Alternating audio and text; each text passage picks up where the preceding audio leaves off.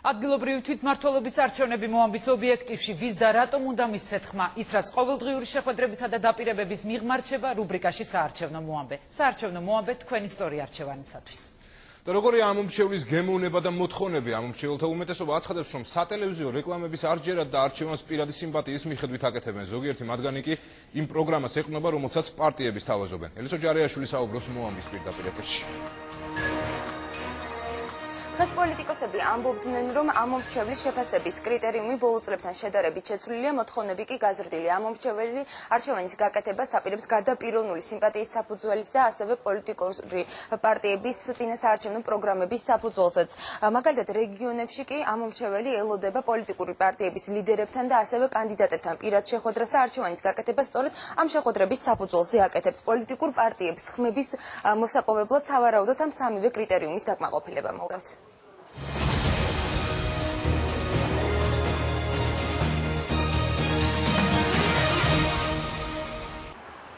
დედაქალაქის ამომრჩევლების აზრი ორად იყოფა. ნაწილი არჩევანის გაკეთებას მერობის კანდიდატისა თუ პარტიის სასარგებლოდ პირადი სიმპათიის საფუძველზე აპირებს. მეორე ნაწილისათვის მსგავსი კრიტერიუმი მიუღებელია. ამ შემთხვევაში ამომრჩეველთა არჩევანს საფუძვლოდ პროგრამა და ის ცვლილებები უდევს, რომელსაც პოლიტიკური ძალა მას წინასაარჩევნოდ თავაზობს. დაპირებებს არ მჯერავს. არც დავეჯერებ. მე უფრო მაინტერესებს თავიდან როგორი განვლილი ცხოვრება აქვს საქართველოში და დღემდე რას წარმოადგენდა ეს პიროვნება. ამით ვაფასებ ყველას. მერის არჩევნების შემთხვევაში მე პირადად მივანიჭებდი უპირატესობას პიროვნებას. ანუ არა პოლიტიკურ პარტიას, არამედ რატომღაც მგონია, რომ თვითონ პიროვნება პირველ რიგში უნდა იყოს ქალაქელი. მე ახლა რაც მინდა პირადი სიმპათია, მე ის მინდა, ვინც კარგს განუკეთებს ხალხისთვის და საქართველოსთვის. ეს არის მაინც საარჩევნო პროგრამა, რომლის მიხედვითაც მე, ჩემი მეგობრები წავალთ არჩევნებზე და მხარდაჭერას გამოხატათ ამა თუ იმ პარტიის თუ პოლიტიკური ლიდერის მიმართ. პოლიტიკოსებთან მხოლოდ პირადი შეხვედრების საფუძველზე აპირებენ არჩევანის გაკეთებას რეგიონებში. საქართველოს სხვადასხვა რაიონსა თუ დიდ ქალაქებში საარჩევნო პროგრამის მოსმენა პარტიების ლიდერებისა თუ კანდიდატებისაგან პირადად სურთ. რეგიონებში ამბობენ, რომ სატელევიზიო სარეკლამო დაპირებების არჯერად.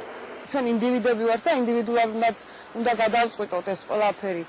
დღეს ვერავის ვერ ვენდობი. რეკლამის არჯერა, შეხვედრის მჯერა. მოსახლეობასთან მათი უშუალო კონტაქტი ბევრად მნიშვნელოვანია, რათა არჩევანი გაკეთდეს სწორი და მოსახლეობას ჰქონდეს სრული უფლება იმის, რომ მათ კარგად შეაფასონ მათ მიერ წარმოქმნილი საარჩევნო პროგრამები.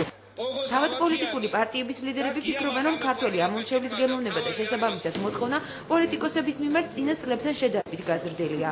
მე ვფიქრობ, რომ ამომრჩეველი ზოგადად ნამდვილად გაიზარდა და დღეს აღარ არის საკმარისი ის, რომ არ მოწონდეს მოქმედი ხელისუფლება, აუცილებელია ბევრად უფრო მეტ სიმპათიას იწვევდეს ალტერნატივა. მოსახლეობა მუდმივად აკეთებს აქცენტს იმ ძალაზე და იმ მიმართულებაზე, რომელიც ორიენტირებული არის პროგრესზე, რომელიც ორიენტირებული არის განვითარებაზე.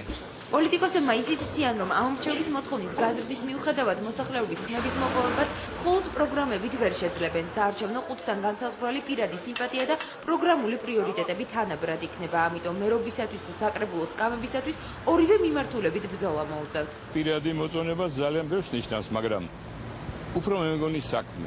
ამომრჩეველი უკვე ისეა გაცრუებული ამ დაპირებებით, რომ დღეს ნამდვილად ძალიან ღრმა ანალიზს გაუკეთებს დაპირებებს. ეს არჩევნები იქნება დასაწყისი იმისი, რომ არჩევნების დამთავრების შემდეგ ადამიანები, ამომრჩევლები, ჩვენი თანამოქალაქეები რეალურად, მე მინდა ესე რომ იყოს, რეალურად იმ დაპირებებს გაყვებიან და დაპირებების მიხედვით შეაფასებენ პოლიტიკურ პარტიებს და პოლიტიკოსებს. ორივე კომპონენტი ახდენს მნიშვნელოვან გავლენას, როგორც პიროვნებები, ასევე პროგრამები. მე მიმაჩნია, რომ ახლა უკვე ის ეტაპია, როდესაც თანამონაწილეობა გადაწყვეტილების მიღების დროს ამ კრიტერიუმებისა არის თანაბარი. პირადი თუ პარტიის პროგრამული რესურსით ამომრჩევლების ხმების მოსაზიდად პოლიტიკურ სუბიექტებს 38 დღე დარჩათ.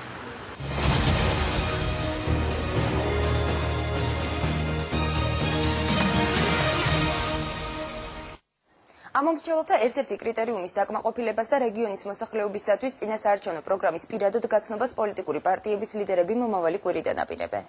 დიდი მადლობა ელისო ჯარიაშვილი საუბრობდა მოამბის ღია ეთერში. მოამბის საარჩევნო